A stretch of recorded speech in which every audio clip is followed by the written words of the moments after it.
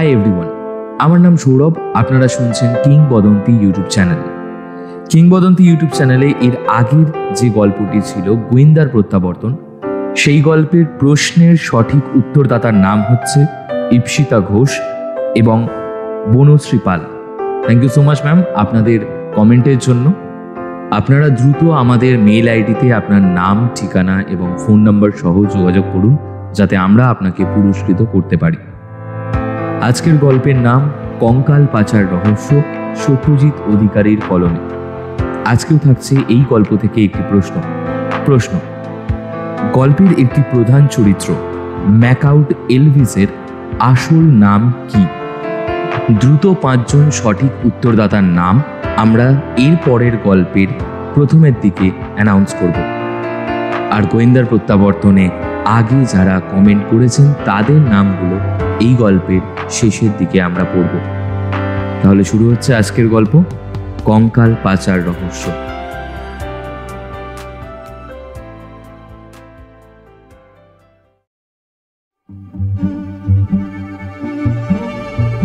ঘরটা অন্ধকার।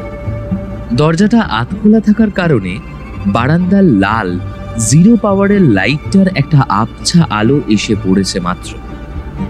চোখ অনেকক্ষণ অন্ধকারে অভ্যস্ত হয়ে গেলে তারপরে দেখা যায় এই লাল আলোর কিরণটা ঘরের ভেতর যে স্থির বস্তুটার ওপর গিয়ে পড়েছে, সেটা আসলে কোনো জড় বস্তু নয়, একজন মানুষ। এআরএস লালবাজারের দুধে একজন অফিসার, মিস্টার বিজন সিংহ। সামনে টেবিলের ওপর পড়ে রয়েছে একটা মুখ খোলা সাদা খাম। সেটা থেকে একটা কম্পিউটার প্রিন্টেড সিলমোহর একটা কাগজ উঁকি দিচ্ছে। Transfer order. এআরএস থেকে ওনার ট্রান্সফার হয়েছে স্পেশাল ক্রাইম ব্রাঞ্চে। সেই লাল বাড়ি, সেই পুরনো ইংরেজ আমলের বিল্ডিং, শুধু একদিক থেকে অন্যদিকে পাঠানো হয়েছে তাকে। এই যা, অনেকদিন ধরেই শ্রীগুরু অ্যাপার্টমেন্টের ঘন্টি কেউ বাজায় না। মানুষটার জীবন বলতেই criminal, crime scene, black coffee আর সিগারেট। পকেট থেকে দেশলাইটা বার করে সিগারেট জ্বালান বিজন সিংহ। তাতে স্পষ্ট বোঝা যায় চিন্তিত কপালের ভাঁজগুলো আর শক্ত মুখটা। ধীরে ধীরে ধূম্রজাল আচ্ছন্ন করে তাকে। কিন্তু ঠিক এই মুহূর্তেই দরজার এপারে একটা মানুষের ছায়া পড়ে। চিন্তার মধ্যেও একটা সূক্ষ্ম হাসির রেশ খেলে যায় বিজন বাবুর ঠোঁটে। দরজাটা আধ ভেজানো ছিল ঠিক এই কারণে। ঘটনার সূত্রপাত এবং বিজন কাকুর সাথে দেখাটা সেদিন এইভাবেই হয়েছিল। হোস্টেল হত্যা রহস্য সমাধানের পর অনেক দিন কেটেছে। আমারও সেমিস্টার শেষ। মনে হচ্ছিল যে ঘটনার মধ্যে একবার ভাগ্যক্রমে গিয়ে পড়েছিলাম, আর বোধহয় কপালে জুটবে না সে সুযোগ। বাড়িতে মা বাবার ব্যক্তিগত আলোচনার ফাঁক ফোকরের মধ্যে জেনেছি মানসী আন্টি নাকি ইদানিং বৃষ্টি আর কুন্তলকে নিয়ে বাপের বাড়ি চলে গিয়েছেন। সেও প্রায় মাসখানেকের কথা।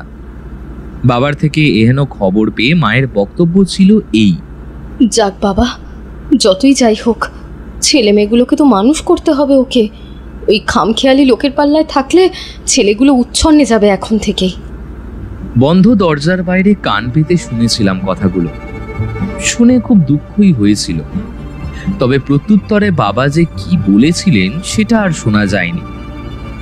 বাবা খুব মৃদু স্বরে হয়তো কিছু বলেছেন, অথবা বলেনি কিছু। মানুষটাকে পরিবারের সাথে মিলেমিশে সেই একদিনই দেখার সৌভাগ্য হয়েছিল আমার। তাতে অবশ্য তাকে খারাপ মনে হয়নি। কিন্তু জীবনযাত্রা যে স্বাভাবিকভাবেই আর 5টা মানুষের মতো গথে বাঁধা নয় তা তো নিশ্চিত। তবে এত বছর কাটিয়ে আজ হঠাৎ করে আন্টি এই রকম কেন সিদ্ধান্ত নিলেন সেটা বুঝতে পারলাম না। ধীরে ধীরে সময়ের সাথে ওইসব মাথা থেকেও চলে যাচ্ছিল। শুধু হোস্টেল রহস্য সমাধানের দিনগুলো অমলিন থেকে গিয়েছিল স্মৃতির পটে। এরকম একদিনে ফোনটা রিং করে ওঠে।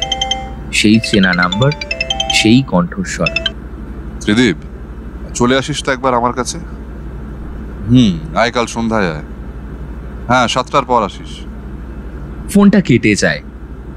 রাতে দিনে আর চোখে ঘুম আসেনি। সত্যি, তার মানে টেলিপ্যাথি বলে কিছু তো হয়। ঘড়ির কাঁটায় পাক্কা 7:10 বিজন কাকুর আধখোলা দরজাটার সামনে এসে দাঁড়াই।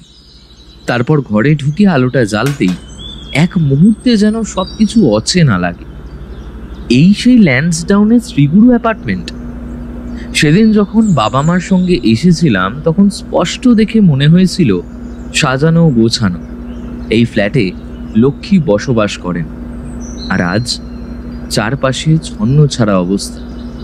কোথাও পড়ে রয়েছে নোংরা জামা কাপড়ের স্তূপ, কোথাও বইয়ের পাহাড়, মেঝেময় ছড়িয়ে রয়েছে সিগারেটের ফিল্টার। কাকুর মুখেও সেদিনের সেই প্রশান্তি নেই। ইশারা মতো চেয়ার টেনে নিয়ে বসলাম। সিগারেটটা শেষ করে আরাম চেয়ার থেকে সোজা হয়ে বসলেন। তারপর 1 সেকেন্ড আমার মুখের দিকে চেয়ে বললেন, বুঝলি ত্রিদীপ, অনেক ভেবে দেখলাম একখানা এমন লোক নেই ডিপার্টমেন্টে যে কিনা মগজ লাগিয়ে ভাবে। একখানা কেস পেয়েছি, বুঝলি, মোটামুটি মাথা লাগানোর মতো। সেটার জন্যই আমার ট্রান্সফার হয়েছে স্পেশাল ব্রাঞ্চে। কিন্তু ঘটনাটায় ডিপার্টমেন্টের বাইরের কারোর সাহায্য লাগে, তাই তোর কথাটাই মাথায় আছে। মনটা সেই নেচে উঠল প্রথম দিনের মতোই। ভেবেছিলাম কাকু বোধহয় ভুলে গিয়েছেন আমাকে, বাচ্চা ছেলে হয়তো ভেবেছেন। কিন্তু আসলেই যে তেমন কোনো কেস পাইনি তাই ডাকেনি, ব্যাপারটা জেনে একটু পুলক অনুভব করলাম মনে। পুরোনো দিনের মতোই নার্ভের মধ্যে একটা মৃদু উত্তেজনা অনুভব করছি। বললাম, কেসটা কি কাকু? উঠে দাঁড়িয়ে আড়মোড়া ভাঙলেন কাকু। তারপর বাঁদিকের মেঝেতে রাখা কাপড়ের স্তূপটা পা দিয়ে একপাশে সরিয়ে পাইচারি করতে করতে বললেন, ব্রিজে একটা কনসাইনমেন্ট ধরা পড়েছে, একটা container full of human skeleton. চমকে উঠলাম।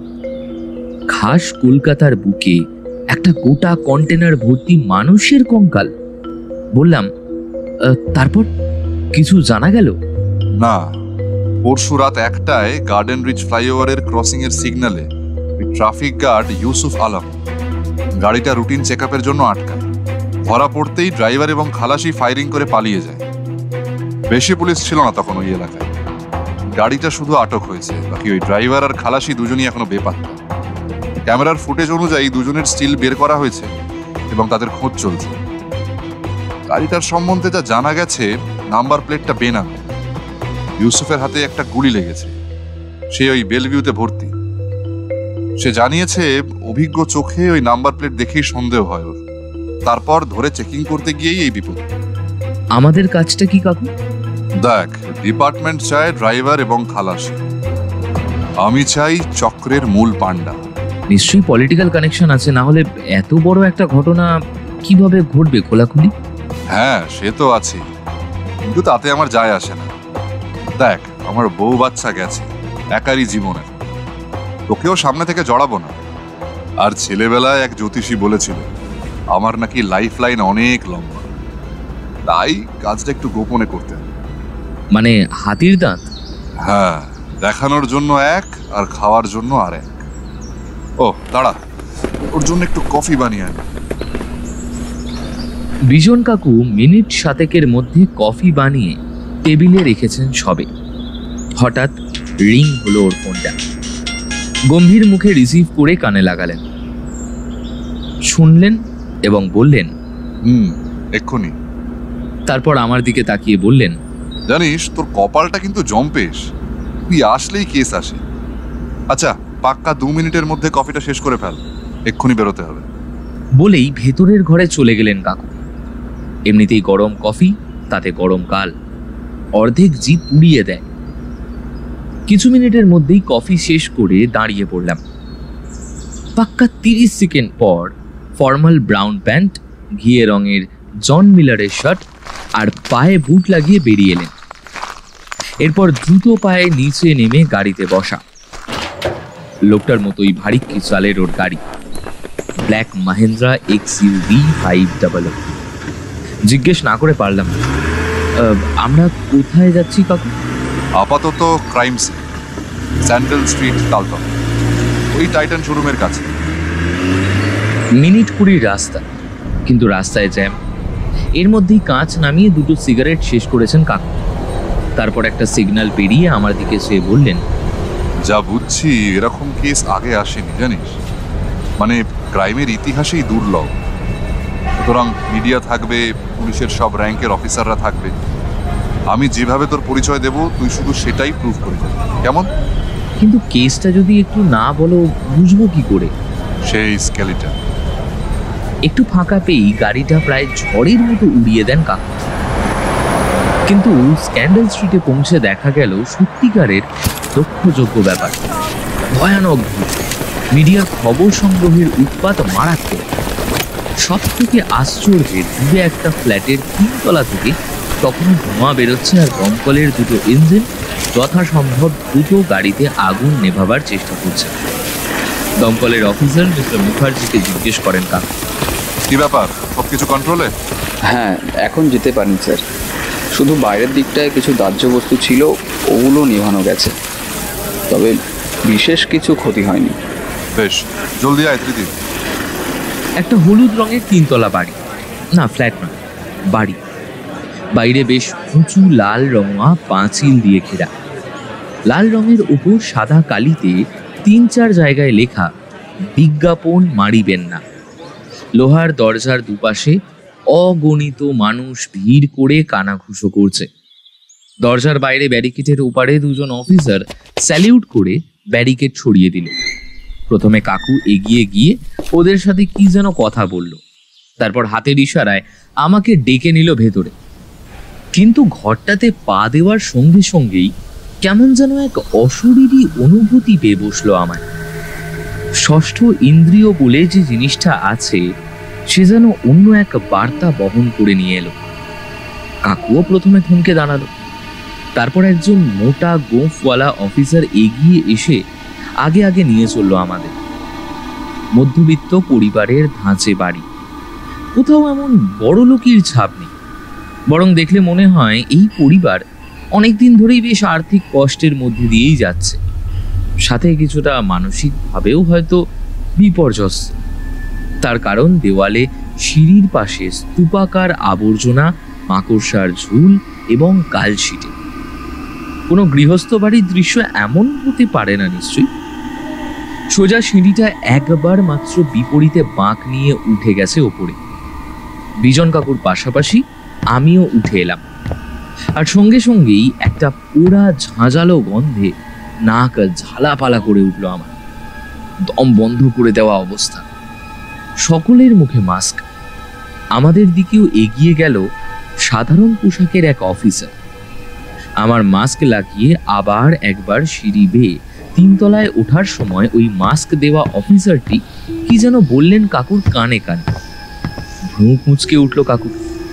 আমার কানের কাছে এসে শীতল গলায় ফিসফিস করে কাকু বললেন, আচ্ছা শোন, খুব ব্রুটাল কিন্তু কেসটা, সহ্য করতে পারবি তো? আমি ত্রিদীপ গাঙ্গুলি। বিজন কাকুর মতো পুলিশের দক্ষ গোয়েন্দা আমায় যখন রাস্তা থেকে তুলে এখানে ঠাঁই দিয়েছেন, তখন কি আর আমি বলতে পারি যে না, আমি পারবো না? সুতরাং বেশ কনফিডেন্সের সাথেই ঘাড় নেড়ে সম্মতি জানালাম।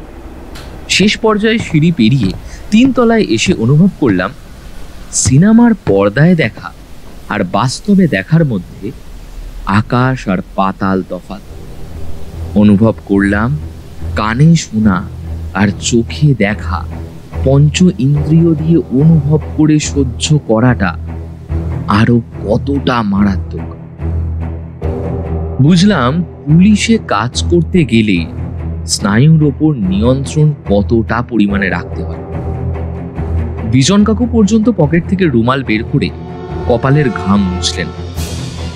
প্রথমত তো এক ঝটকায় দেখা গেল না বিশেষ কিছুই, কারণ তখনও ডান দিকে রাস্তার ধারের বারান্দা থেকে ধোঁয়া আসছে ভকভক করে। আগুন অবশ্য নিভে গিয়েছে, তবে একজন পরিচিত মুখ দেখতে পেয়ে মনটা ভরে উঠেও হতাশায় ম্লান হয়ে গেল। এই কয়েক মাস আগেও ঠিক এমনই এক ক্রাইম সিনে পরিচয় হয়েছিল মহিতোষতার সঙ্গে। আশা করেছিলাম এই ধোঁয়ার উজ্জ্বটিকার মধ্যে থেকে সদা হাসি মুখ মহিতোষতা বেরিয়ে এসে এক্সপ্লেইন করবে সবকিছু। কিন্তু তার বদলে একটা লাল মুখ গোলগাল অফিসার এসে নিচু স্বরে বোঝাতে লাগলেন কাকু। কাকু সুযোগ বুঝে টুক করে একটা ঢপ মেরে দিলেন। এ হচ্ছে ত্রিদীপ, ব্যাঙ্গালোরে ক্রিমিনোলজি নিয়ে পড়ছে, ভবিষ্যতে ক্রাইম রিপোর্টার হবে। কলকাতায় এসেছে কিছু রিয়েল ফ্যাক্টের উপরে কাজ করতে।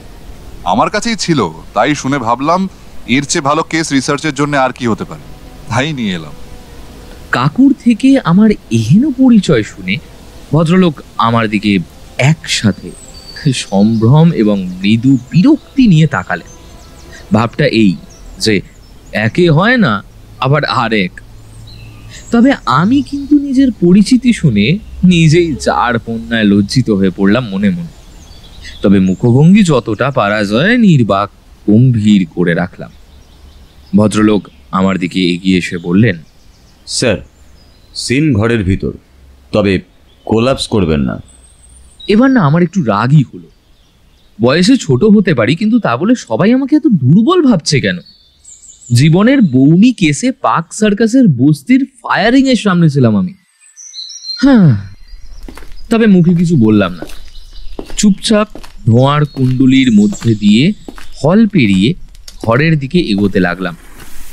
কিন্তু কাকু একবার দাঁড়িয়ে বললেন, একটা বিপদ তো হলোই আগুন লাগাতে, কিন্তু এ তো দেখছি দমকলের জলে ফরেন্সিকের ভাগ্যও ধুয়ে যাচ্ছে। দেখা যাক শেষ পর্যন্ত কি বাঁচে। হায়। পাশাপাশি দুটো ঘর এবং একটা কমন বাথরুম। ডান দিকের ঘরটায় ঢুকেই কিন্তু সত্যি হাড় হিম হয়ে এলো। নিচে যে অশরীরী অনুভূতিটা হয়েছিল সেটাই ক্রমশ পেটের ভেতর যেন দলা পাকাতে শুরু করলো। তারপর ধীরে ধীরে পেট থেকে শুরু করে বুক বেয়ে গলায় উঠতে আরম্ভ করলো।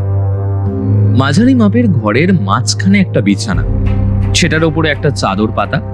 সেই চাদর যে কত যুগ ধরে পাতা রয়েছে তার ঠিক নেই। তার উপরে রাজ্যের ধুলো ময়লা, ছেঁড়া তুলো, ছেঁড়া কাগজ, বহুদিনের শুকিয়ে যাওয়া রক্ত মাংসের ছোপ এবং আরো কত কিছু। আর তার উপরে শায়িত একটা কঙ্কাল, সাদা হাড়, দাঁত কপাটি বের করা। তবে সবচেয়ে আশ্চর্যের বিষয়, কঙ্কালটার বুকের উপরে রাখা একটা বই, হালে করে বিখ্যাত হওয়া এক ভারতীয় সন্ন্যাসীর বই। এসএসকেএম এর সিনিয়র ডাক্তার টি রাজন এবং ফরেন্সিক এক্সপার্ট রাধাকান্তকে ডেকে কাকু জিজ্ঞেস করলেন, gender? Surely female sir, pelvis দেখে তো বোঝাই যাচ্ছে। তাছাড়া খুলির পাশে কয়েক গাছা চুল এখনো রয়েছে। এইসব কেসে চুল সাধারণত নষ্ট হয় না।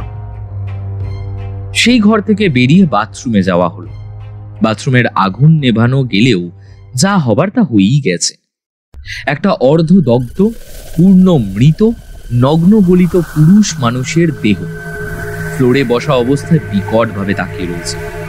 তার চোখ দুটো বিস্ফারিত করে খোলা, বড় করে খোলা মুখটা চিৎকার করতে করতে যেন সেখানেই থেমে গিয়েছে। তোবড়ানো গালের দুপাশের কষ বেয়ে ঝরা রক্ত আগুনের তাপে শুকিয়ে লেপ্টে রয়েছে গালের সাথে। অসহ্য মাংস পোড়া গন্ধে ভার হয়ে আসছে পরিবেশ। ফরেন্সিকের লোকজন সেখানেও রয়েছে। একজন জুনিয়র অফিসার এসে খবর দেন বাইরে মিডিয়ার চাপ ক্রমশ বাড়ছে। প্রেসকে কিছু একটা না বললে আর ঠেকিয়ে রাখা যাচ্ছে না। শক্ত চোখে বিজন কাকু তাকিয়ে বললেন, ওদের ক্লিয়ার করে বলে দাও এক্ষুনি কিচ্ছু জানানো সম্ভব নয়, খবর পেতে হলে অপেক্ষা করতে হবে। এরপর কান্তি নামের সেই মোটাসোটা গোছের লোকটিকে ডেকে জিজ্ঞেস করেন কাকু, আচ্ছা কান্তি, কি হয়েছিল একটু এক্সপ্লেন করে বলো তো। এদের ফ্যামিলি হিস্ট্রি বা ইত্যাদি কিছু জানা গেল? হ্যাঁ স্যার, এই লোকটা প্রফেসর ম্যাকাউট এলভিস। 5 বছর আগে বার্লিন থেকে আসে। জন্ম এখানে হলেও সেখানে হিডেলবার্গ বিশ্ববিদ্যালয়ে অধ্যাপনা করত। আসল নামটা হচ্ছে নন্দদুলাল রায়। ওখানে থাকাকালীন এক আমেরিকান সহকর্মীর প্রেমে জাতি, নাম সবটাই পরিবর্তন করে। তারপর যা হয় আর কি, সম্পর্ক টেকেনি, চলে আসে কলকাতায়। বাবা, এত খবর জোগাড় করলে কোত্থেকে? প্রতিবেশীদের থেকেই স্যার। তবে তবে এখানে আসার পরের জীবনযাত্রা সম্বন্ধে কেউই ঠিক তেমন বলতে পারছে না। এমন সময় একজন ইয়াং অফিসার এলেন একটা ফ্রেম করা ছবি হাতে। ছবিতে 3 জন, এই এলভিস ভদ্রলোক, ডান দিকে সম্ভবত বোন এবং বাম দিকে বাবা। আরেকজন মিসিং মনে হচ্ছে। ভ্রু কুঁচকে যায় কাকু। কিন্তু তার মধ্যেই হল দিয়ে বাইরের দিকে দ্রুত গতিতে ছুটে বেরিয়ে যায় দুজন অফিসার, মুখে হাত চেপে। বাকিদের মধ্যেও একটা চাঞ্চল্য ছড়িয়ে পড়ে। কয়েকজন বেশ জোর করেই বলেন, স্যার এইদিকে দেখে যান, এই ঘরে। স্পষ্ট একটা বিকট পচা গন্ধ হঠাৎ করে ছড়িয়ে পড়েছে চারিপাশে। অর্থাৎ যে ঘরটা বন্ধ ছিল এতক্ষণ সেই ঘরের তালা ভাঙা সম্ভব হয়েছে। কিন্তু তারপরেই যা দেখা গেছে তা শুধুমাত্র কলকাতা পুলিশ বা বিজন কাকু নন, ভারতবর্ষ তথা পৃথিবীর ক্রাইমের ইতিহাসে এক অন্যতম নৃশংস ঘটনা। পাশাপাশি ঝুলন্ত দুটো দেহ সিলিং থেকে ঝুলে রয়েছে। ঘরটার চারপাশে রয়েছে সাজানো বই, বিছানার চাদর লণ্ডভণ্ড। ঘরের মেঝেতে ভেঙে পড়ে আছে ফুলদানি। মৃতদেহগুলো কম করে 6 মাসের পুরনো। শরীরগুলো থেকে গলা পচা মাংস ঝরে ঝরে পড়েছে মেঝেতে। ভয়ানক নর মাংস পচা গন্ধে গুমোট হয়ে আসছে ঘরের বাতাস। ঝুলন্ত শরীরগুলোতে মাংস খেকো পোকা কিলবিল করছে। বিজন কাকুর মতো স্ট্রং অফিসারকেও দেখলাম পকেট থেকে রুমাল বার করে কপালের ঘামটা মুছে নিয়ে বলতে, স্ট্রেঞ্জ। তখন সত্যি আমার গর্বের পারদটা আর সপ্তমে চলে থাকতে পারল না। স্পষ্ট বুঝতে পারলাম মাথার ভিতর কিরকম যেন বৌ বৌ করছে। ঘরের ভেতরে আলো জ্বালানো হয়েছে। সেই আলো জ্বালানোর পরে বিভীষিকা যেন বেড়ে গেছে আরো কয়েক গুণ। 4টে দেওয়াল জুড়ে টাঙানো অজস্র সব অদ্ভুত বিভীষিকাময় ছবি, যার কোনোটারই প্রায় মাথা মুন্ডু নেই। অফিসার কান্তি এসে বিজন কাকুকে জিজ্ঞেস করলেন, স্যার আমাদের কি করা উচিত? কিছুক্ষণ চুপ করে থেকে বিজন কাকু বললেন, জানি না কান্তি, তবে একটা জিনিস মনে হচ্ছে আমার, জানো, যদিও সবকিছু এভাবে ধরে নেওয়া ঠিক নয়, তবে আমার মনে হয় এই বইপত্রগুলোকে ফরেন্সিকে দিয়ে ভালো করে একবার স্টাডি করানো দরকার। হয়তো এর ভেতরেই লুকিয়ে আছে অজানা সত্য। কিন্তু স্যার স্বয়ং সিপি সাহেব ফোন করেছিলেন, একটা তো কিছু বলতেই হবে আমাদের। কথাটার সরাসরি না উত্তর দিয়ে হাতের গ্লাভসটা ঠিক করতে করতে জানলার দিকে এগিয়ে গেলেন কাকু। পেছন পেছন আমিও গেলাম। আমাদের প্রত্যেককে গ্লাভস দেওয়া হয়েছে আগেই। জানলার ফাঁক ফোকরগুলো ভালো করে পরীক্ষা করতে করতে কাকু বললেন, দেখেছিস ত্রিদীপ, এরকম বুদ্ধি করে কাজটা করা হয়েছে। এখানে আমার কি বলা যে কর্তব্য আমি কিছুই বুঝতে পারছিলাম না। তবুও বললাম আমার সাসপেন্স থ্রিলার পড়া আর দেখার নেশার অভিজ্ঞতা থেকে। আমার কি মনে হচ্ছে কাকু, এটা সাইকোলজিক্যাল ক্রাইম। সে তো অবশ্যই, কিন্তু আমার আরো একটা জিনিস মনে হচ্ছে। কি বলতো? মনে হচ্ছে পুরো ফ্যামিলিটাই ডিসঅর্ডারে ভুগছে। যদিও এক্সপার্টের সাথে না বসে ব্যাপারটা নিয়ে কমেন্ট করা ঠিক নয়, তবু বলছি এরকম কেস সত্যি বিরল। এতটা ব্রুটাল কখনো সাধারণ মানুষ হতে পারে। তোমার প্রাথমিক অনুমান কি হচ্ছে? দেখ, অনুমান যদি করতেই হয় তাহলে মনে হয় ওই ম্যাকআউট লোকটার জীবনটা ভালো করে স্টাডি করতে। আচ্ছা, জার্মানিতে যদি সত্যি ওর প্রেমিকা থেকে থাকে তাহলে তার ডিটেলস তো এমবাসি থেকে খোঁজ নিয়ে পাওয়া যেতে পারে। আর যদি ধর বিয়েটা হয়েই থাকে তাহলে তো নির্ঘাত এমবাসি কিছু না কিছু ক্লু দেবেই। সেখান থেকে যদি মেয়েটার সাথে কথা বলে একবার যোগাযোগ করা যায়, তাহলে লোকটার চরিত্র অ্যানালিসিস করতে আমাদের বেশি সময় লাগবে না। তার মানে তুমি কি নিশ্চিত যে ওই লোকটাই এতগুলো কাণ্ড করে শেষ পর্যন্ত ফ্রাস্ট্রেশন থেকে নিজের গায়ে আগুন লাগিয়েছে? হ্যাঁ, তথ্য প্রমাণ তো আপাতত সেরকমই বলছে। তো ঘটনাটা হচ্ছে যে এগুলো কঙ্কাল হতে এখনো বাকি আছে। সুতরাং আরামসে ধরে নেওয়া যেতে পারে যে প্রায় 6 থেকে 8 মাস ওই লোকটা এতগুলো মৃতদেহের সাথে বসবাস করেছে। কিন্তু আশেপাশে গন্ধ ছড়ালো না কেন? হ্যাঁ, সেটাই তো দেখাতে চেষ্টা করছিলাম তোকে। ভালো করে চেয়ে দেখ, এই জানলাগুলোকে কি নিখুঁতভাবে বন্ধ করে সিল করা হয়েছে। এক ফোঁটা গন্ধ যাতে বাইরে না বেরোয় তার ব্যবস্থা করেছে। অর্থাৎ পাকাপাকি ভাবে ঠান্ডা মাথায় ক্রাইম করেছে বলতে চাইছো? সাইকোলজিক্যাল পেশেন্টদের থেকে সাধারণত এটাই আশা করা যায়। তবে আমার আরেকটা কথা মনে হচ্ছে কাকু, জানি না তুমি কতটা মেনে নেবে। কি কথা বলতো? কোনো থার্ড পার্সনের উপস্থিতির ব্যাপারটাও কি উড়িয়ে দেওয়া যায়? হ্যাঁ, এই একটা কথা এতক্ষণে ঠিক বলেছিস। সাব্বাস ত্রিদীপ, দিনে দিনে তুইও যে তপেশ রঞ্জন হয়ে উঠছিস। হ্যাঁ, তবে কি জানিস, কথাটা আমার মাথাতে আসলেও এস্টাবলিশ করা খুব মুশকিল। হ্যাঁ, যদি কোনো জোরালো প্রমাণ পাওয়া যায় তাহলে ব্যাপারটা অন্য। এবার আমার দিকে তাকিয়ে কাকু বললেন, এই তোর শরীর খারাপ লাগছে না তো? কেন যে তোকে এর মধ্যে মরতে নিয়ে এলাম। আমি হেসে বললাম, তুমি যে আমাকে যোগ্য মনে করেছো না, এই ঢের। এরপর বিজন কাকু প্রত্যেকটা ডিপার্টমেন্টের সাথে নিজে কোঅর্ডিনেশন করে প্রত্যেকটা পুঙ্খানুপুঙ্খ প্রমাণ এক জায়গায় করতে শুরু করলেন। আমি এক কোণে দাঁড়িয়ে দেখে যেতে লাগলাম কাজের গতিবিধি। অনেক কিছু বুঝলাম, আবার অনেক কিছুই বুঝলাম না। সিলিং থেকে দড়ি কেটে দুটো মৃতদেহ নামাতে গিয়ে পুলিশকে বেশ হিমশিম খেতে হলো। দেহ দুটো দেখে প্রাথমিক অনুমানে স্থির করা হলো যে একটি দেহ ম্যাকআউটের মায়ের এবং অন্যটি বাবার। ডাক্তার রাজন প্রাথমিক তদন্তে পরিষ্কার বলে দিলেন যে মৃতদেহগুলো অন্তত 6 মাসের পুরনো এবং জোর করে ফাঁসি লাগিয়ে দুটো অথর্ব মানুষকে খুন করা হয়েছে। তবে আমি একটা জিনিস দেখলাম, সবাই তথ্য প্রমাণ সংগ্রহ করতে ব্যস্ত থাকলেও বই খাতাগুলোর দিকে কারোর বিশেষ নজর ছিল না। আমার হাতে গ্লাভস ছিলই। আগের অভিজ্ঞতা থেকে জেনেছি যে গ্লাভস ছাড়া ক্রাইম সিনে কোনো জিনিস ছোঁয়া উচিত নয়। বিছানার পাশে বহু পুরনো বইয়ের একটা স্তূপ রাখা ছিল, তার পাশে একটা টেবিল। হঠাৎ করে আমার একটা জিনিসের ওপর চোখ আটকে গেল। টেবিল এবং দেওয়ালের সংযোগস্থলে একটা নীল ডায়েরি পড়ে রয়েছে। সবাই নিজের নিজের কাজে ব্যস্ত। আমি ঝুঁকে পড়ে তুলে নিলাম সেটা। কাকু তখন ঘরের এক কোণে গিয়ে বোধহয় খুব মন দিয়ে সিপি সাহেবকে কেসের ব্রিফ দিতে ব্যস্ত। ফোনটা কাটার পর হাতের ইশারায় ডেকে নিলাম কাকুকে। খানিকটা লুকিয়ে জিনিসটা হাতে দিলাম। ভ্রু কুঁচকে ডায়েরিটা হাতে নিয়ে আমার দিকে আর চোখে চেয়ে শুধু ঘাড় নাড়লেন কাকু। ভঙ্গিটা এই যে তোর চোখটাও যে দিন দিন কাজের হচ্ছে সেটা বেশ বুঝতে পারছি।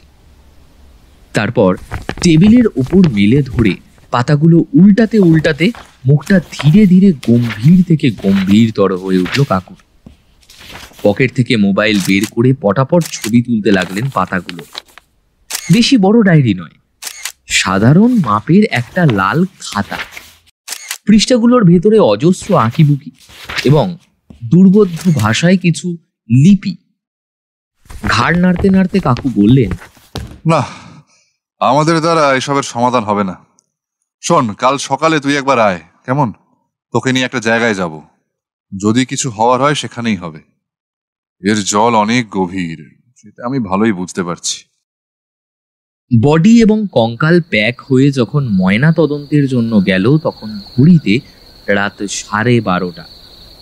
তারপর পুরো বাড়িটা সিল করে আমাদের বেরোতে বেরোতে 1:30। তখন রাস্তার উপর ভিড় একটুও কমেনি, মিডিয়ার উন্মাদনাও কমেনি বিন্দুমাত্র, আর সাথে কমেনি বাড়ি থেকে ফোন আসার হিড়িক। এতক্ষণ মোবাইলটা সাইলেন্ট করে পকেটে রাখা ছিল। সন্ধ্যে থেকে এতটা রাত যে কিভাবে কেটে গেল সেটা আমি বুঝতেই পারি। কাকু যতক্ষণ প্রেস হ্যান্ডেল করলেন ততক্ষণ আমি একটু ধারের দিকে গিয়ে মাকে হ্যান্ডেল করার চেষ্টা করলাম। চারপাশে পুলিশ গাড়ির সাইরেন, লোকজনের হই হল্লা, তাই সত্যিটা বলতেই হলো। এবং তারপর যেটা হলো, না থাক, সেটা না হয় নাই বললাম। বিজন কাকুর পাল্লায় পড়ে আবার আমি এরকম একটা ভয়ানক ঘটনার মধ্যে গিয়ে পড়েছি, আর তার জন্যই শুধু হাতের কাছে নেই বলে আমার পিঠটা বেঁচে গেল। যাই হোক, আমাদের দুজনের আবার গাড়িতে বসতে বসতে রাত 2। ক্লান্ত অবসন্ন শরীর। পথে কাকু শুধু একটাই কথা বললেন, তোকে তোর বাড়িতে নামিয়ে দি, চল। ইচ্ছে যে খুব একটা ছিল এমনটা বলবো, তবে যেতে তো হবেই, তাই আর কাকুকে না করলাম। তবে এও কথা দিলাম যে দুপুর 11টার মধ্যে কাকুর ফ্ল্যাটে হাজির হব। আমার ভাগ্যটা না ভালো ছিল। দরজা বাবা খুললেন, যদিও ভাগ্যের থেকে বুদ্ধির ঘরেই প্রশংসাটা যায়, তার কারণ বেল না বাজিয়ে বাবাকে ফোন করেছিলাম। ভেতরে পা রাখতে বাবা চুপি চুপি শুধু একটাই কথা বললেন, হাওয়া গরম আছে ত্রিদীপ, চুপচাপ হাত মুখ ধুয়ে আর ওই জামা কাপড়গুলোকে সার্ফ জলে ডুবিয়ে দিয়ে ঘরে গিয়ে ঘুমিয়ে পড়, বাকিটা কাল সকালে দেখা যাবে। সত্যি একটা বাবা পেয়েছি বটে আমি জীবনে। লোকটা নিজের জীবনে সাদামাটা হলেও জীবনের রহস্য, রোমাঞ্চ, উদ্দীপনাকে উদযাপন করতে জানেন। যখন ভোর রাতে নিজের ঘরে এসে দরজা বন্ধ করে শুলাম, তখন ঘুম এলো বিভীষিকার মতো। চোখের সামনে বারবার ভেসে বেড়াতে লাগলো বিছানায় শুয়ে থাকা সেই কঙ্কালটার কথা, বাথরুমে উলঙ্গ আতপোড়া ম্যাকআউটের বিভৎস দেহটা, আর ঘরের ভেতর ঝুলন্ত এক বয়স্ক ভদ্রলোক এবং ভদ্র মহিলার আতপচা দেহ। ম্যাকআউট লোকটার একটা ছবি দেখেছিলাম। লোকটা আমার স্বপ্নে এসে যেন বলতে লাগলো, ঠিক নেই ত্রিদীপ, কিচ্ছু ঠিক নেই, এই জীবন ঠিক নেই, আমার মাথা ঠিক নেই, এই পরিবেশ, সমাজ, কিচ্ছু ঠিক নেই। তুমি কি ঠিক করবে? তোমার পুলিশ কাকু কি ঠিক করবেন? আমি যা করেছি সেটাই আমার জন্য ঠিক। তুমি কার বিচার করবে? কিসের তদন্ত করবে তুমি? কোন মিডলের লোক তোমাদের? দেখো, আমি নিজের বাপ মার বোনের মৃতদেহের সাথে এতদিন কাটিয়ে দিলাম।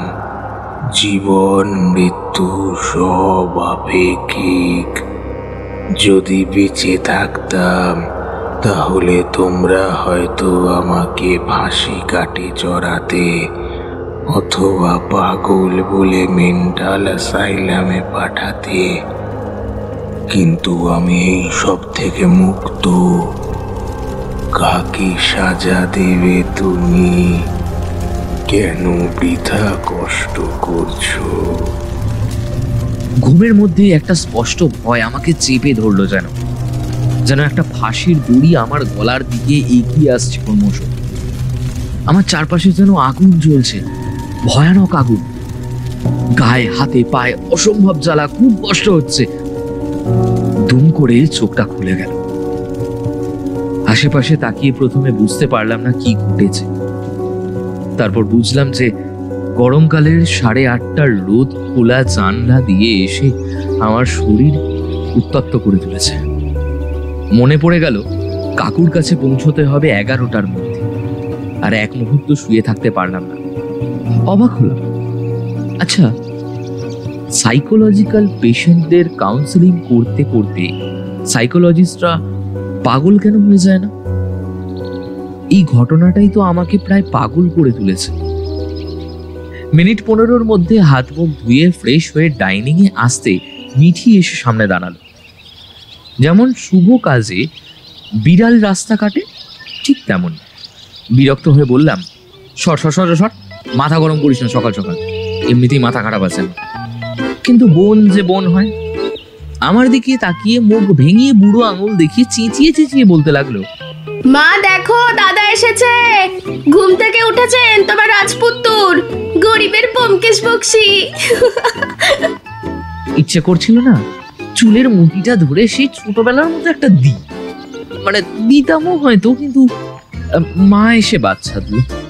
তারপর যা ঘটলো, তার বর্ণনা দেওয়া অনাবশ্যক। বাঙালির জীবনে মাতৃস্নেহ মাঝে মাঝে যে কি ভয়ানক রূপ নেয় তা বাঙালি সন্তানই মাত্র জানে। সুতরাং আমাকেও সেই সমস্ত মুখঝামটা, অভিমান, চোখের জল উপেক্ষা করে ডিমের পোচ সহযোগে ব্রাউন ব্রেড গলাধকরণ করতেই হল। এত কিছুর পর যে কাকুর কাছে পৌঁছতে দেরি হবে সেটা স্বাভাবিক। পৌঁছলাম পাক্কা 15 মিনিট পর। তবে রাগ করলেন না কাকু, আমাকে দেখে বললেন, এই তো তোর জন্যই অপেক্ষা করছিলাম, চল এবার আমাদের বেরোতে হবে। বেরোনো হলো, কিন্তু কাকুর গাড়ি নিয়ে না, ট্যাক্সি নিয়ে। উদ্দেশ্য সাদার্ন এভিনিউ, বিড়লা একাডেমির পাশে 2 তলা সাদা বাড়িটি। হলুদ ট্যাক্সিটা যখন আমাদের নামিয়ে দিল তখন একটা বিশেষ পরিবর্তন দেখতে পেলাম কাকুর মুখে। প্রথমত, গরমের দিনেও কালো সানগ্লাসটা খুলে পকেটে পুরলেন। তারপর আমার দিকে চেয়ে কপালের ঘামটা বারবার মুছে বললেন, বুঝলি ত্রিদীপ, গুরুদেবের বাড়ি, তার সামনে দাঁড়াতে গেলে এখনো আমার হাঁটু কাঁপে। তুই কিন্তু একটু সামলে সামলে থাকিস। এই শহরে যে বিজন কাকুর হাঁটু কাঁপানোর জন্য একটা মানুষ আছে, এটা আমি আজ প্রথম জানলাম। যে মানুষটা সংসার বেঁধেও বাঁধল না, যে মানুষটা ভয় পেল না এত হাড় কাঁপানো ক্রিমিনালদের, সেই মানুষটাও যে ভয় পায়, এটা জেনে মনের ভিতর একটা পুলক অনুভব করলাম। যাই হোক, ছোট বাড়িটার সিঁড়ি দিয়ে উঠে 2 তলার দরজায় 2বার টোকা মারলেন কাকু। 1 মিনিটের মধ্যে দরজা খুলল। সামনে যে ভদ্রলোক দাঁড়িয়ে আছেন তার বয়স 50-এর ওপরে, পরনে ফতুয়া পাঞ্জাবি, শক্ত পুরুষালী মুখ এবং চোখে ব্যোমকেশ ধাঁচের চশমা। দেখলে অনেকটা সত্যজিৎ রায় আর ঋত্বিক ঘটকের কম্বিনেশন মনে হয়। কাকুর দিকে পাক্কা 30 সেকেন্ড তাকিয়ে বললেন, 2 বছর পর যখন মনে করেছিস তখন আশা করতেই পারি যে কঙ্কাল কেসটা তোর হাতেই এসেছে। চৌকাট পেরোনোর আগেই প্রণাম করলেন কাকু। কাকুর দেখা দেখি আমিও প্রণাম করতে এগিয়েছি, এমন সময় খপাস করে হাতটা চেপে ধরে বললেন, প্রণাম জিনিসটা আমি সাধারণত নেই না বাবু। তার উপর তোমার পরিচয়টা তো এখনো পাইনি। বিজনের প্রণামটা নিই, কারণ ওটা আমার প্রাপ্য। শিষ্যের দক্ষিণা স্বীকার করাটাও তো গুরুর দায়িত্ব, না হলে শিষ্যের প্রতি অবমাননা করা হয়। কাকু হেসে পরিচয় করিয়ে দিলেন, স্যার, এই হচ্ছে ত্রিদীপ, ব্রিলিয়ান্ট ছেলে, আমার বন্ধুর পুত্র। একরকম আবিষ্কার করেছি বলতে পারেন। আবিষ্কার করনি, বলো লাইনে নামিয়েছ। তোমাদের লাইনে সবাইকে নামতে হয়, নেমে নর্দমার কাদা গায়ে মাখতে হয়। এবার বলো কি সাহায্য করতে পারি তোমাদের। আর আরে এই দেখো, এতক্ষণ বাইরে দাঁড়িয়ে আছো, ভিতরে এসো তাড়াতাড়ি। ভেতরে ঢুকতে ঢুকতে কাকু আমার কানে কানে বললেন, ইনি হচ্ছেন দেবাশিস স্যার, বাবার দূর সম্পর্কের ভাই। তবে আমার সাথে পারিবারিক সম্পর্কের থেকে বেশি শিক্ষক এবং ছাত্রের সম্বন্ধ। ব্রিলিয়ান্ট মানুষ, ছেলেবেলা থেকেই আমাকে পড়িয়ে আসছেন। আমাকে এই পথে চালনা করার পেছনে ওনার অবদান সব থেকে বেশি। সাদামাটা বাঙালির ঘর, সাধারণত আজকাল এমন ঘরের শয্যা দেখা যায় না। চারিদিকে বইয়ের স্তূপ, মাঝখানে একটি আরাম কেদারা এবং টেবিল, উল্টো দিকে রাখা 2টো চেয়ার। চেয়ার দুটোতে আমরা বসার কিছুক্ষণ পরেই চাকর হরি এসে মুড়ি আর নারকেল কোড়া দিয়ে গেল। ভদ্রলোক আমার মুখের দিকে চেয়ে বললেন, কি ভাবছো এটা কোনো হিব্রু দেশের খাবার? আরে না ভাই, তোমাদের ব্রেড জ্যামে খাওয়া জেনারেশন বুঝবে কি করে মুড়ি নারকেল কোড়া খাবার মজা। বিজন কাকু প্রথমেই বাটি তুলে শুরু করে দিলেন, পেছনে পেছনে আমিও শুরু করলাম। সত্যি তো আজকাল এসব দুর্লভ। এবার স্যার নিজে গেলেন প্রসঙ্গে। বলতো তোকে কি সাহায্য করতে পারি বিজন? বাটি টেবিলে নামিয়ে কাকু পকেট থেকে মোবাইল বার করলেন, তারপর গ্যালারি খুলে এগিয়ে দিলেন সামনে। ভদ্রলোক গলায় ঝোলা চশমাটা চোখের ওপর এঁটে খানিকক্ষণ চেয়ে বললেন, আরে এসব জাপানি স্যাটানিক সাধনার লিপি। যে সময় জিনিস এগুলো, সেই সময় থেকে শুরু করে আজ পর্যন্ত ব্যান আছে এইসব। আর যেহেতু কাল্টের একটা বিশেষ গুণ হলো তারা নিজেদের তথ্য বাইরের লোকের কাছে প্রকাশ করতে চায় না, তাই এই ধরনের অদ্ভুতুরের লিপির সাহায্য নেয় এরা। এই জিনিস খুঁজলে সারা বিশ্বে পাওয়া যায়, আমাদের ভারতবর্ষেও দুর্লভ নয়। এবার ফোড়ন কাটলাম আমি। কাল্ট মানে কি ধর্মীয় জঙ্গি সংগঠন স্যার? উনি এবার আমার মুখের দিকে তাকিয়ে উদার হাসি হেসে বললেন, আমি তোর বিজন কাকুর জন্য দেবাশিস স্যার। তুই আমাকে দেবু জ্যাঠা অথবা দাদু কিছু একটা বলতে পারিস। এখন যদি দেবু জ্যাঠা বলিস তাহলে সিধু জ্যাঠার সাথে নিজের একটু মিল খুঁজে পাওয়া যায়, এই আর কি। হ্যাঁ, তুই যা বলছিলিস শোন, কাল্ট মানেই জঙ্গি সংগঠন নয়। কাল্ট হচ্ছে মূল ধারার ধর্মীয় অভ্যাস থেকে বেরিয়ে একটা নতুন অভ্যাস। সেটা বেশিরভাগ ক্ষেত্রেই হয় শয়তানের সাধনা। সেরকম কোনো গোপন সাধনায় প্রথমে একটি বা দুটি লোক এবং তারপরে ধীরে ধীরে তাদের মাধ্যমে অনেক লোক এক জায়গায় হয়ে একটা মৎসব করে তোলা। পরবর্তীতে দেখা যায় সেক্ষেত্রে যৌন আবেদন এবং খুন খারাপিটাই আসল ব্যাপার হয়ে উঠেছে। তা বিজন, এটা কি তুই ওই ভিকটিমের ঘর থেকে পেলি নাকি? হ্যাঁ স্যার, তবে জিনিসটা সম্বন্ধে যদি একটু ডিটেলসে জানতে পারতাম তাহলে ভালো হতো। তোর ফোন নাম্বারটা তো আমার কাছে আছে। পুরনো নাম্বার আবার চেঞ্জ করিসনি তো? না স্যার, আমার নাম্বার শেষ 5 বছর ধরে সেই একই। বেশ, তোকে আমি পাক্কা 1.5 দিনের মধ্যে ফোন করে জানাচ্ছি। মুড়ির বাটি শেষ করেও খানিকক্ষণ জেঠুর বাড়িতে বইয়ের কালেকশন দেখলাম। তারপর এক সময় আমরা বেরিয়ে এলাম। তবে আসার সময় দেখলাম কাকুর মনটা বেশ ফুরফুরে, বোধহয় একটা ভরসা খুঁজে পেয়েছে। ফিরতি ট্যাক্সিতে উঠে বললেন, শোন, তুই বাড়িতে নেমে যা, বুঝলি? তারপর আমি লালবাজার চলে যাব। আজকে আর তেমন কাজ নেই, আমি ততক্ষণে একবার এমবাসি থেকে কি কি জানা যায় সেটা দেখি। অগত্যা আমি বাড়ি ফিরে গেলাম। মানে সেই গঞ্জনা, এদের ব্যবহার এমন যেন আমি পুলিশ হয়ে উঠেছি। আমার যে ভবিষ্যৎ একেবারে অন্ধকার সে বিষয়ে বোন এবং মা একেবারে নিশ্চিত। সুতরাং কি আর করা যাবে, পরীক্ষাটাও শেষ। কি মনে করে ল্যাপটপ খুলে কাল্ট নিয়ে পড়াশোনা শুরু করলাম। দেখলাম অতীত জাপানে সত্যি এ ধরনের সাংগঠনিক কুসংস্কার রেওয়াজ ছিল, কিন্তু লোকটা তো ছিল জার্মানে, আর ওর প্রাক্তন প্রেমিকা ছিল আমেরিকান। তাহলে কি বার্লিনের বুকে একজন জাপানি মিলে গোপনে কাল্ট শুরু করেছিল, নাকি এই বিজ্ঞ ভদ্রলোক নিজেই এরকম কিছু খুঁচিয়ে বার করেছিলেন? দুপুরের খাবার খেয়ে বাঙালির প্রিয় ভাত ঘুমের অতলে তলিয়ে গিয়েছিলাম। হয়তো চোখের সামনে দেখতেও পারছিলাম ডাইনিং এর ভেতরের ওই বিচিত্র আঁকিবুকি নকশাগুলোর জীবন্ত হয়ে ঘুরে বেড়াচ্ছে আমার চোখের সামনে। কিন্তু সেই হ্যালুসিনেশনে বাদ সাধলো আমার মোবাইলটি। বিজন কাকু। চোখ মুছে ধরফর করে উঠে পড়লাম। হ্যাঁ, হ্যালো কাকু। শোন, চুপচাপ মেট্রো ধরে স্প্ল্যানেড নামবি, ঠিক আছে? তারপর একটা গাড়ি নিয়ে নিবি, ফটাফট আসবি, দেরি করবি না। আমি বাইরে অপেক্ষা করব। মানুষের মধ্যে যে সহজাত চুরি বৃত্তিটা থাকে সেটার একদম সঠিক ব্যবহার করে ফ্ল্যাট থেকে বেরিয়ে পড়লাম।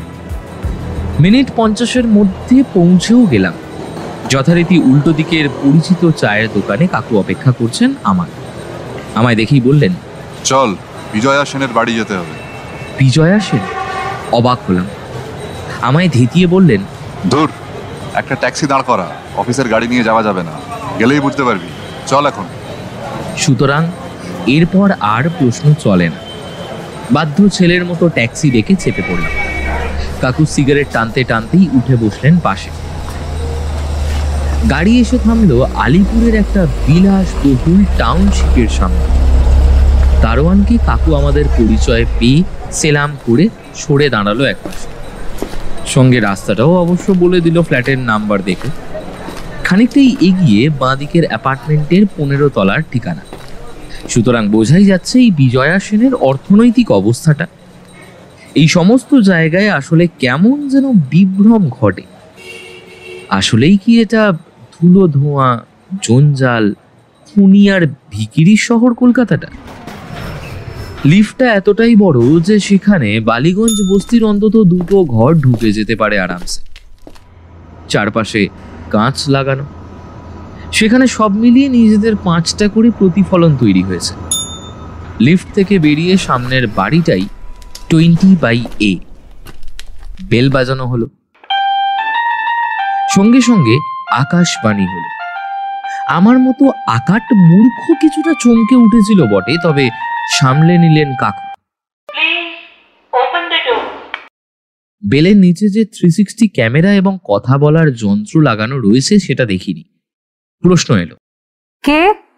কি চাই?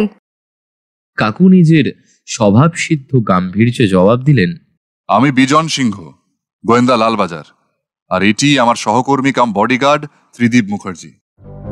নিজের পদবিটার এহেন হঠাৎ পরিবর্তন এবং আচমকা পদোন্নতির বেশ চমৎকৃতই হলাম আমি।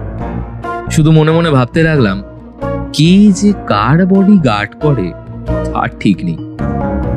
কিছুক্ষণের মধ্যেই দরজা খুলে গেল।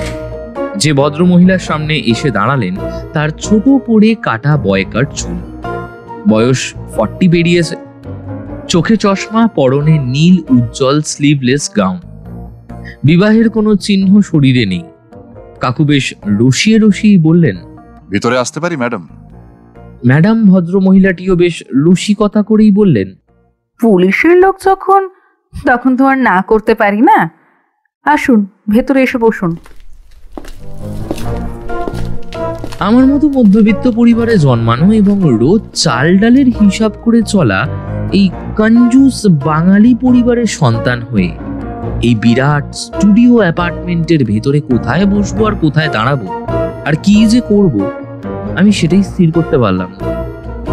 সুতরাং কাকুর বডিগার্ড যখন, তখন কাকুর পশ্চাৎ অনুসরণ করাই শ্রেয় মনে করলাম। ভদ্রমহিলার দেখানো পথে দুজনে মিলে গিয়ে বসা হলো লম্বা সোফার এক পাশে। উল্টো দিকের সিঙ্গেল সিটে উনি একা। বসার সঙ্গে সঙ্গেই চাকর 2 গ্লাস আইসক্রিম দিয়ে গেল। সাধারণত এ ধরনের আইসক্রিম ভয়ানক দামে কলকাতার আইসক্রিম পার্লারগুলোয় পাওয়া যায়, যদিও সেই সমস্ত আমি বন্ধুদের হোয়াটসঅ্যাপ স্ট্যাটাসেই দেখেছি মাত্র, চোখে দেখার সুযোগ এই প্রথমবার। ভদ্রমহিলা জিজ্ঞেস করলেন, কি সাহায্য করতে পারি আপনাদের? কাকু মৃদু হেসে বললেন, দেখুন, ডিউটিতে থাকাকালীন জল ছাড়া কিছু গ্রহণ করা ঘুষের পর্যায়ে পড়ে, তবুও আপনার আতিথেয়তা স্বীকার করলাম। এবার বলুন তো ম্যাডাম, আপনার এক্স হাজবেন্ড যে কলকাতায় এত বড় কাণ্ডটি করে মারা গেলেন, তা নিয়ে আপনি এখনো চুপচাপ বসে আছেন কেন? মানে পুলিশের সাথে দেখা করার কি একবারও প্রয়োজন মনে করলেন না? ভদ্রমহিলার চোখে স্পষ্ট রাগ ফুটে উঠল, তবুও যতটা সম্ভব স্বাভাবিক কণ্ঠেই বললেন, প্রথমত আপনার ইনফরমেশনগুলোকে একটু কারেক্ট করে দিই অফিসার। স্যার বললেই খুশি হব। আমি আপনার ভাড়া করা কেরানি নই, সুতরাং আমি আপনাকে বিজন বাবু বলেই ডাকবো। বেশ, বলুন। যার কথা আপনি বলছেন, প্রথমত সে আমার হাজবেন্ড কোনো কালেই ছিল না, ছিল আমার বয়ফ্রেন্ড। আশা করি এই দুটোর মধ্যে তফাৎ আপনার জানা আছে। কিন্তু ম্যাডাম, আপনি হঠাৎ আমেরিকা ছেড়ে কলকাতায় এসে থাকতে গেলেন কেন? শিক্ষাগত জীবনটা আর ভালো লাগলো না, আর তাছাড়া আমি ভারতীয় বংশোদ্ভূত, তাই ভাবলাম দেশের টানে দেশের মাটিতেই ফিরি। কিন্তু ম্যাকআউটের ডায়েরি থেকে যে জানতে পারা যায় উনি আপনার সাথে সম্পর্কে থাকা অবস্থায় বেশ ফ্রাস্ট্রেটেড ছিলেন। এই তার কপি। বিজন কাকু পকেট থেকে যেটা বের করলেন সেটা ওই ডায়েরিটা নয়। এটার কভারের নিচে বার্লিনের একটা ঠিকানা রয়েছে। বোঝাই যায় বিদেশ যাত্রী চিঠি, হয়তো তদন্তকারীদের হাত থেকে কাকুর হাতে এসে পড়েছে। একটি নির্দিষ্ট পাতা খুলে উনি মহিলার সামনে রাখলেন। এবার বেশ জেদের সাথেই মহিলা বললেন, একটা পাগল লোক তার ডায়েরিতে কি লিখে যাবে সেটা নিয়ে আমাকে মাথা ঘামাতে হবে নাকি এত বছর পর সেটা নিয়ে আমাকে পুলিশের কাছে জবাবদিহি করতে হবে? কোনটা? হয়তো হতো না, কিন্তু এখন হচ্ছে। তার কারণ আপনার এই পাগল মানুষটি যে কাণ্ডটি ঘটিয়েছেন তা কলকাতা তথা ক্রাইমের ইতিহাসে একটি অন্যতম দুর্লভ ঘটনা। এবং উনি শুধু নিজের নামটি ইতিহাসের পাতায় তুলেই যাননি, সঙ্গে আপনার নামটিও জড়িয়ে দিয়ে গেছেন। ডায়েরিতে লেখা এই কালরথী জন যে আপনি, সেটা জার্মান এবং আমেরিকান দুটো এম্বাসি আমাদেরকে কনফার্ম করেছে। এবং পরবর্তীতে আপনার রেকর্ড অনুযায়ী দেখা গিয়েছে পুরনো পরিচয় ছেড়ে আপনি ভারতবর্ষে এসে খোদ কলকাতার বুকে বসে রয়েছেন বিজয়া সেন নাম নিয়ে। এবার বলুন তো, পুলিশের যদি একটু আপনার সাথে খোশ গল্প করার ইচ্ছে হয় তা কি খুব অনৈতিক? এবারে স্পষ্টই উতলা হয়ে উঠলেন ভদ্রমহিলা। অস্থির হয়ে বলে উঠলেন, বলছে তো বারবার ও পাগল ছিল। পাগলটা হয়তো আপনাকে নিয়েই হয়েছিল, আপনার অত্যাচারে। আপনি কি তাকে কোনো কাল্টে যুক্ত করেছিলেন? হতাশাগ্রস্ত সে প্রথম থেকেই ছিল, তার শৈশব কেটেছে এক ট্রমার মধ্যে দিয়ে। কিন্তু সেই ট্রমা তো সে ভুলতে চেয়েছিল আপনার সহচর্যে। ও জিনিস তার সাথে ঘটে তা ভুলবার নয়। কিন্তু আপনি হাত ছেড়ে দিলেন কেন? নিশ্চয়ই প্রতিশ্রুতি দিয়েছিলেন, আর যদি দিয়েই থাকেন তাহলে মাঝপথে ছেড়ে দেওয়ার কারণ? আপনি বোধহয় জানেন না, ওর নিজের বোনের প্রতি একটা সেক্সুয়াল ডিজায়ার ছিল।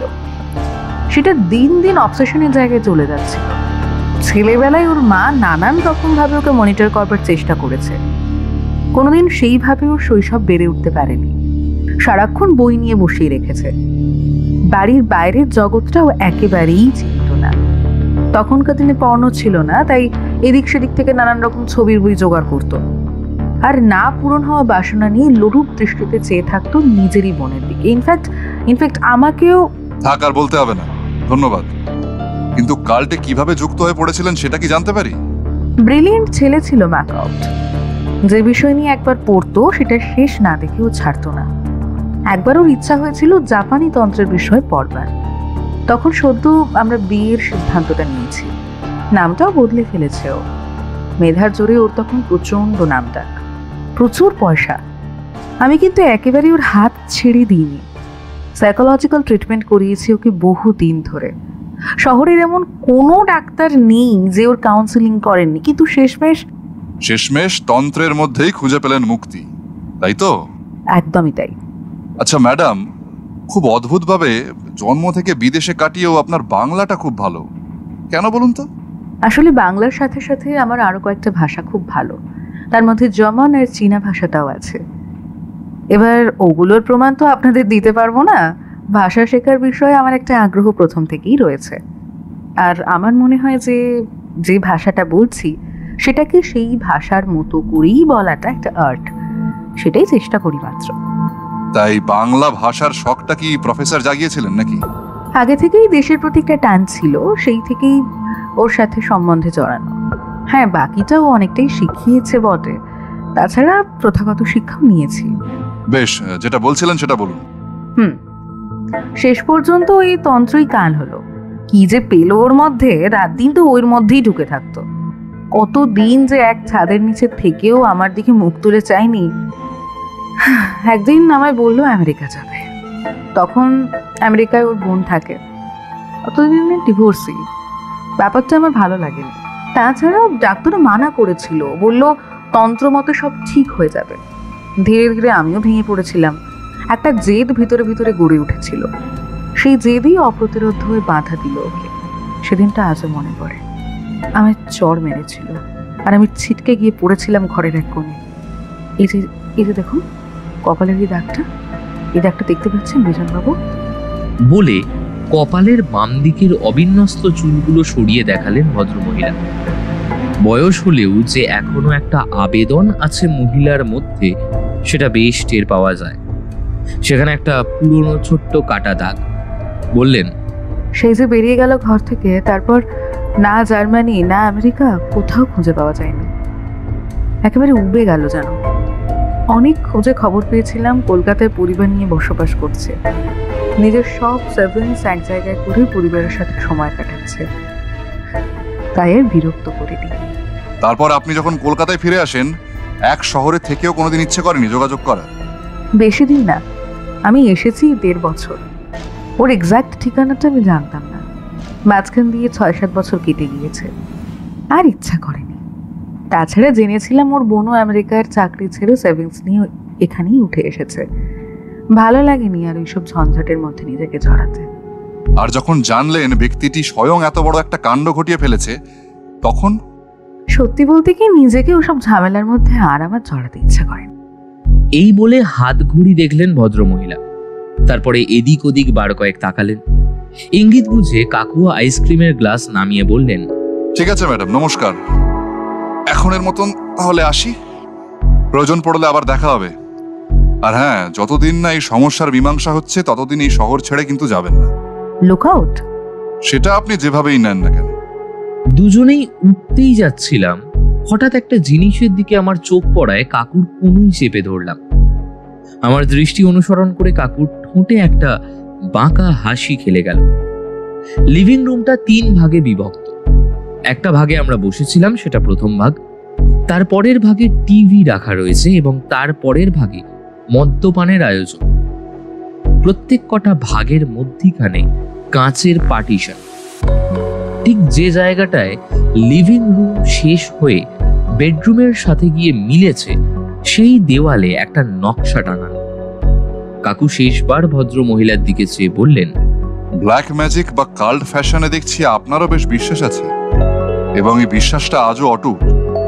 বিরক্ত নিয়ে ভদ্র মহিলা বললেন, দেখুন, লোকটা যেমন খুশি হোক, কিন্তু যে জিনিসগুলো নিয়ে মেতেছিল সেগুলো একান্তই ফেলনা নয় বলেই আমার মনে হয়। আর এটা পোর্ট্রেট করিয়েছিলাম ওর থাকা অবস্থাতেই। জীবনে অনেক জিনিসই তো অভ্যাস হয়ে যায়, আর এটা তো আমার কোনো ক্ষতি করছে না। তাই অভ্যাসের বশেই আমার সাথে সাথে শুধু জাপান থেকে এখানে এসে গেছে, এটুকুই। ঠিক আছে ম্যাডাম, চলি, নমস্কার। বেরিয়ে আসি আমরা ফ্ল্যাট থেকে। সঙ্গে সঙ্গেই দরজাটা বন্ধ হয়ে যায়। একেবারে বাইরে বেরিয়ে এসে গাড়িতে না বসা পর্যন্ত পরস্পরের সাথে আমরা একটাও কথা বলি না।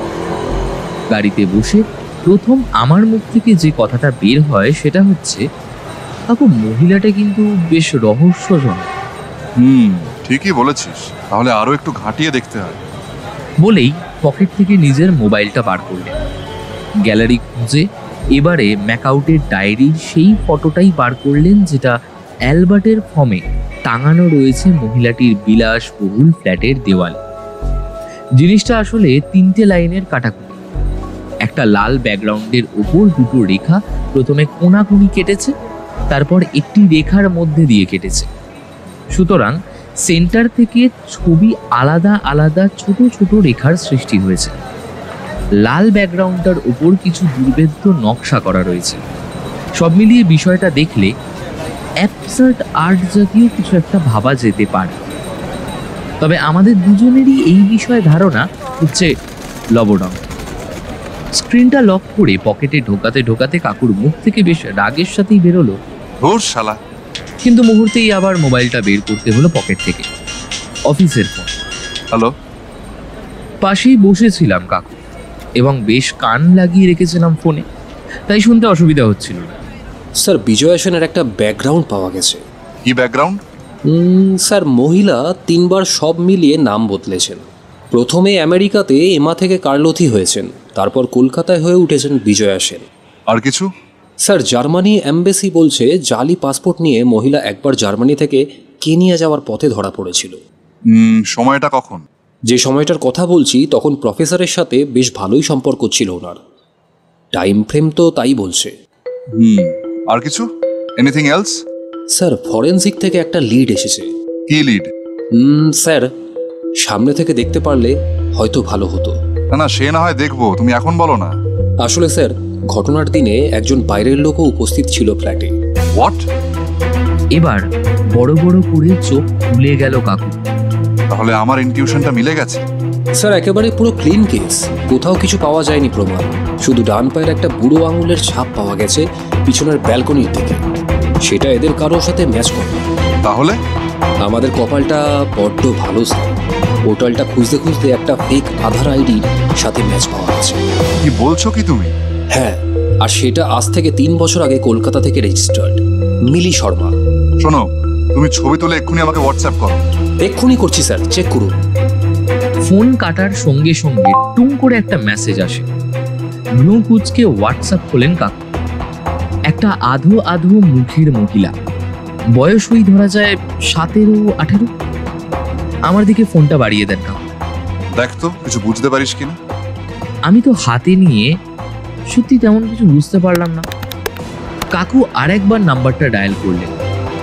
ফোন রিসিভ হতেই বললেন, শোনো, ওই মহিলার যতগুলো ফেক আইডি আছে আর সম্ভাব্য যতগুলো ফটো এমবাসি থেকে পাওয়া যায় সবগুলো আমাকে এক্ষুনি পাঠাও। কাকুর মুখের দিকে চাইলাম আমি। স্পষ্ট একটা উত্তেজনার ছাপ। ফেরার পথে আমাকে বাড়িতে নামিয়ে দিলেন। তখন সন্ধ্যে 6টা। নিজেও বোধহয় বাড়িতেই ফিরে গেলেন। এরপর গোটা একটা দিন আর কোনো পাত্তা নেই। ফোন করলে ফোন ধরে না, হোয়াটসঅ্যাপে মেসেজের রিপ্লাই দেয় না। হ্যাঁ, সত্যি বলতে না, আমি চিনি লোকটাকে। মাঝে মধ্যে এরকম খ্যাপামিতে পেয়ে বসে ওনাকে। যখন কেসের জটিল প্যাঁচগুলো আরো বেশি করে জট পাকিয়ে যায় মাথার ভেতরে, তখন গোটা দুনিয়া থেকে একেবারে আইসোলেটেড হয়ে যান উনি। পাক্কা 1.5 দিন বাদ শুক্রবার সন্ধ্যেবেলায় আমার কাছে ফোন এলো। শোন, Garden Reach coastal guard block B এর সামনে চলে আয়। দ্রুত জামা কাপড় পরে ঘর থেকে বেরিয়ে পড়লাম। পেছনে মা অবশ্য চেঁচাতে লাগলেন, কিন্তু তোয়াক্কা করলাম না। সন্ধেবেলায় এই জায়গাটা জ্যাম থাকে, পৌঁছাতে বেশ সময় লেগে যায়। কাকু বলে দিয়েছিলেন পৌঁছে সুপ্রতীক স্যারকে কাকুর নাম বলে দিলে যা করার উনি করবেন। হন্তদন্ত হয়ে ব্লক বি খুঁজে সুপ্রতীক স্যারের খোঁজ নিয়ে ভদ্রলোকের কাছে পৌঁছে দেখলাম ওই বছর 32-এর ইয়াং যুবক। আমার পরিচয় পেয়ে একগাল হেসে হ্যান্ডশেক করে আঙুল তুলে দেখিয়ে দিলেন। তারপর 3টে সন্ডা মার্কা খালাসি গোছের লোককে সাথে আমাকে চালান করে দিলেন। গার্ড অফিস থেকে একটু দূরেই একটা টেম্পো দাঁড়িয়েছিল, সেটার ডালাতে উঠে পড়লাম 3 জন। লোকগুলো কথা বলে না একদম, শুধুমাত্র ইশারায় আমাকে ওদের মতো এক জোড়া কাপড় দিল, যেটা টেম্পোর ডিকিতে বসেই চেঞ্জ করে নিলাম। গাড়ি এসে দাঁড়ালো খিদিরপুর ডকে। সেখানে লাইন দিয়ে জাহাজে জাহাজে খালাসি তোলা হচ্ছে। যদিও এভাবে খালাসি নেওয়া এখন বেআইনি, তবুও শহরের সাধারণ আইন ব্যবস্থায় এই অঞ্চলে খাটে না।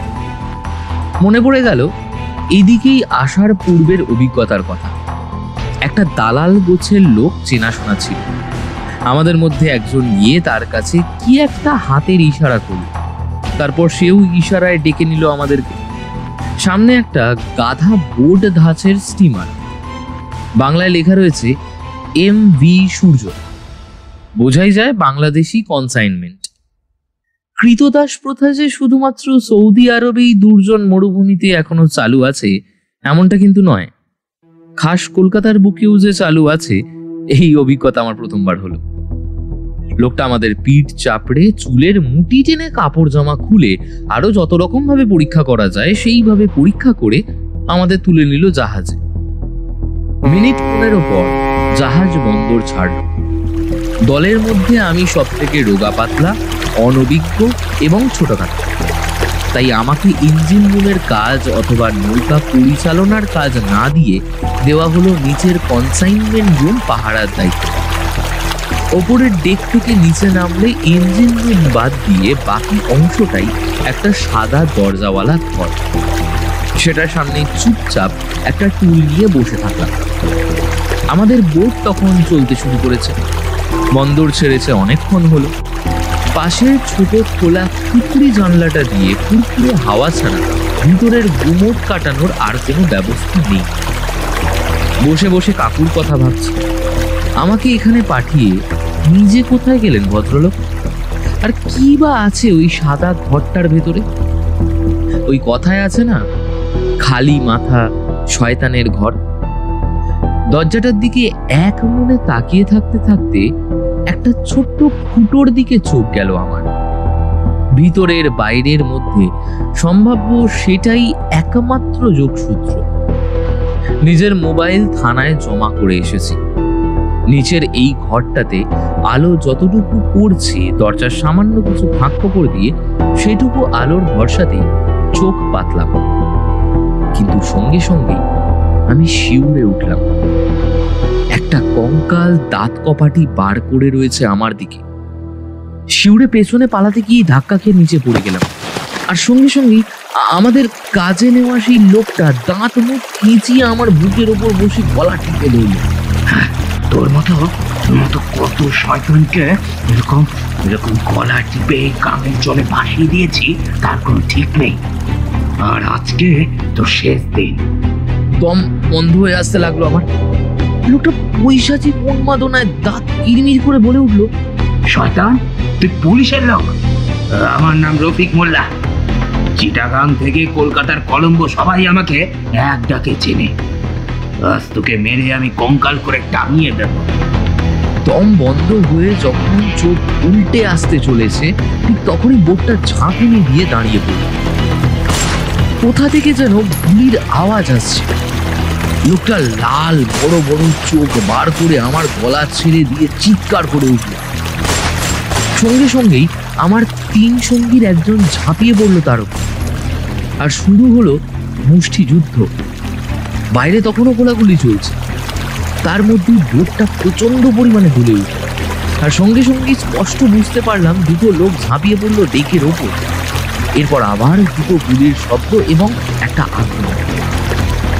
তারপর কি যেন ঝপ করে জলে গিয়ে পড়ল। সিঁড়ির মুখের ওপর উদয় হলো দুজন মানুষ, দুজনের হাতেই আগ্নেয়াস্ত্র।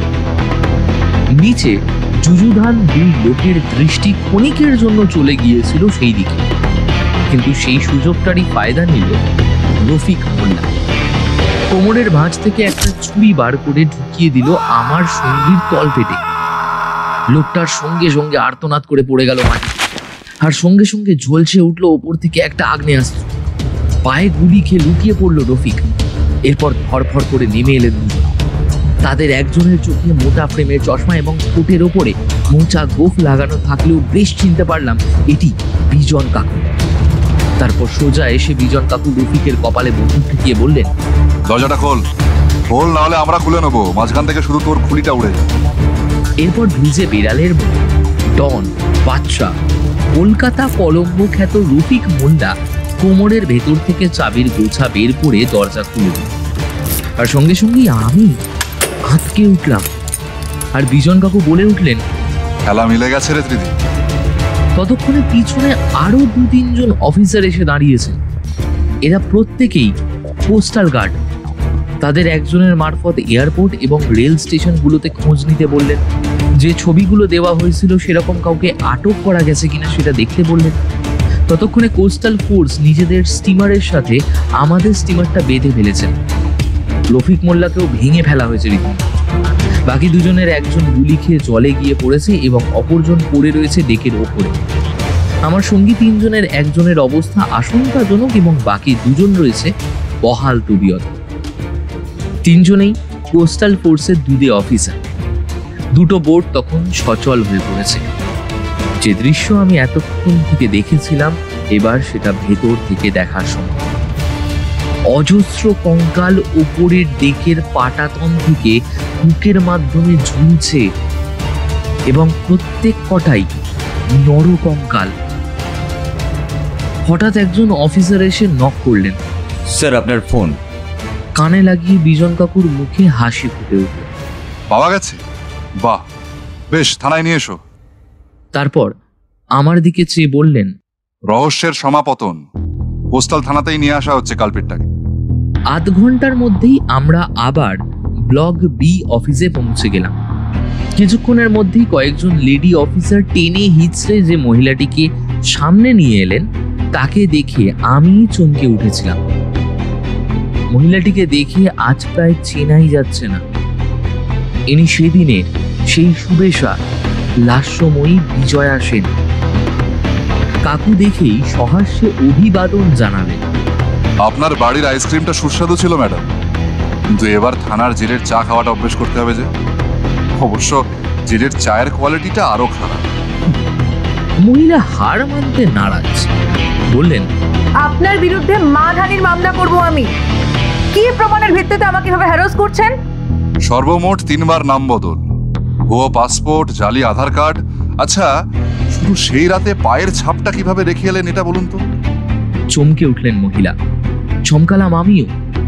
কাকু বললেন, স্লিপার পড়ে বোধহয় খুনের সিদ্ধান্তটা সঠিক হয়নি, তাই না? তাড়াহুড়োয় পা ফসকে আঙুল বেরিয়ে পড়েছে। আহারে, এবার বলুন তো খুনটা কিভাবে করেছিলেন? সঙ্গে সঙ্গে এক মহিলা অফিসার এমন তেড়ে এলেন যে মহিলা তাড়াতাড়ি সমস্ত কিছু বলতে শুরু করলেন। আমার সব কাজ ওই ঘরে বসে বসে পণ্ড করে দিচ্ছিল।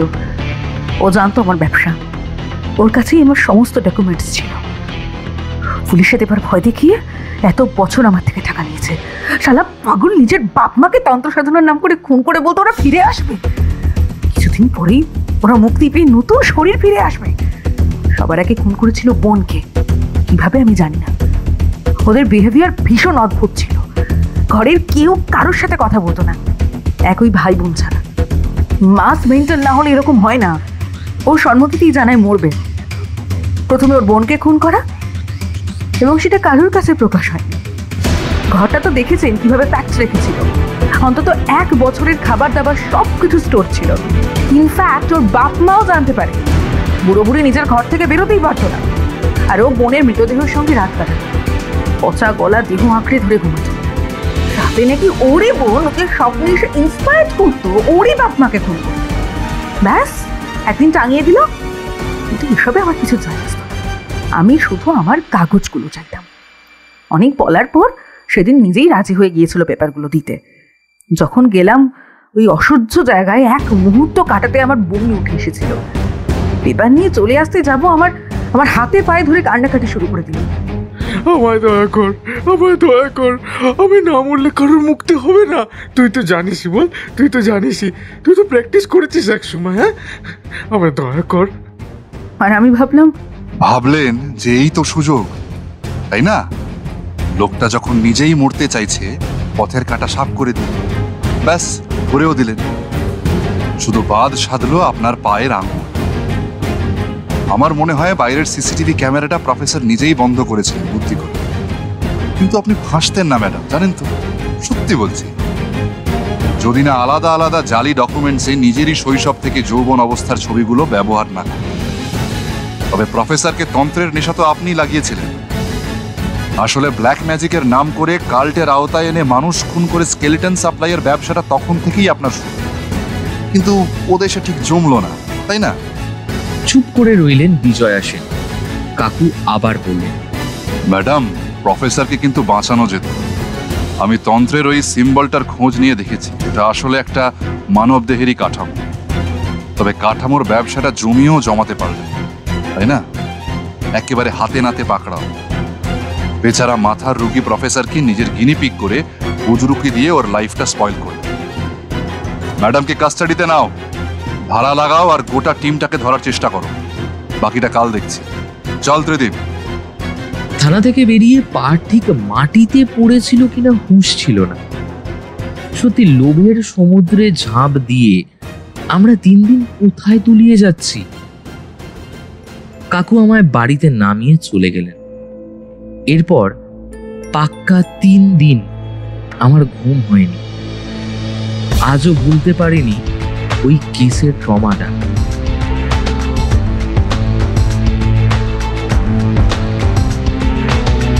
এর আগের গল্পে যারা যারা কমেন্ট করেছিলেন তাদের নাম: পার্থ, কৃষ্ণা ঘোষ, লুম্পা সিং, অপর্ণা কর্মকার, Chaitali Bose, Alok Dey, Supriyo Das, Madhuri Sasmal, Ratna Singh, Rupam Banerjee, Krishna Bhanja, Arnith Mantra, Jayashree Bhattacharya, thank you so much ma'am আপনার কমেন্টের জন্য, Anisha Khan, Mousumi Kundu, Banashree Pal, Ipsita Ghosh, thank you so much everyone আপনাদের মেসেজের জন্য।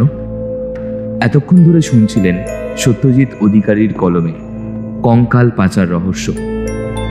আজকের মতো এইটুকুই। কিংবদন্তি ফিরবে আবার খুব শীঘ্রই।